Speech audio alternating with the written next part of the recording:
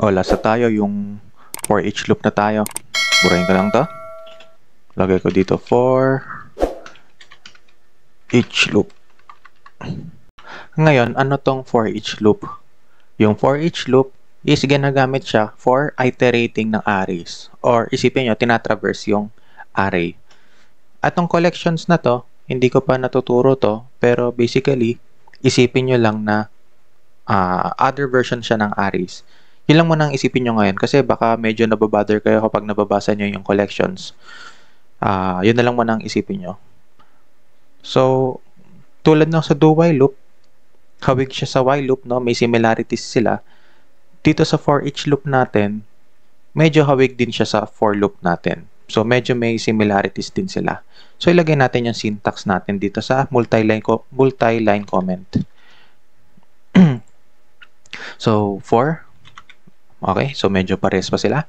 For, parenthesis, tapos may code block ka. So, makikita nyo na hawig nga siya sa for loop natin. Pero, siyempre, iba yung sa laman ng parenthesis natin. Imbis na initialize, tapos yung condition, tapos yung increment, dito sa for each loop natin, declaration, okay, magde-declare tayo, ganyan. Tapos, imbis na semicolon din, colon lang ang gagamitin natin. Tapos, yung array natin.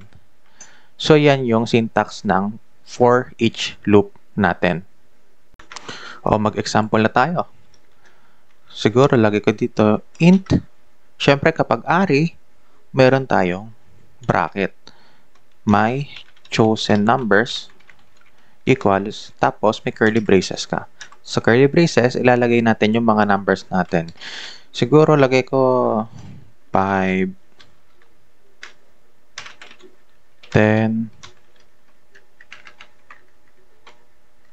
7, 32, 12, 1, 18, 20. Siguro pwede na yan. Tapos ngayon, i-iterate natin itong array natin gamit yung enhance for loop natin or for each loop. So, gayahin natin yung syntax natin. For, tapos meron kang parenthesis, tapos may code block ka. Sa parenthesis mo, ang sabi, declare. So, magde-declare tayo. Ano to? Int, no? Mga int to eh. Kasi int ang nilagay natin dito. So, int. Siguro pwede na yung I, no? Or X, kay bala. Or siguro may number. Ganyan na lang.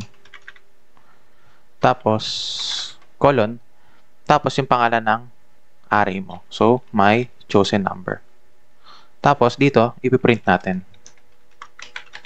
yung my number natin. Ngayon, iraran ko na.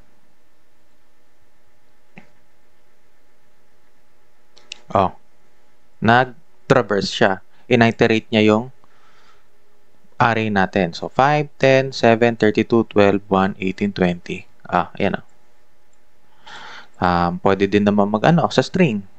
So, siguro mag-try tayo ng isa pang example. Burahin ko to. String, bracket, names.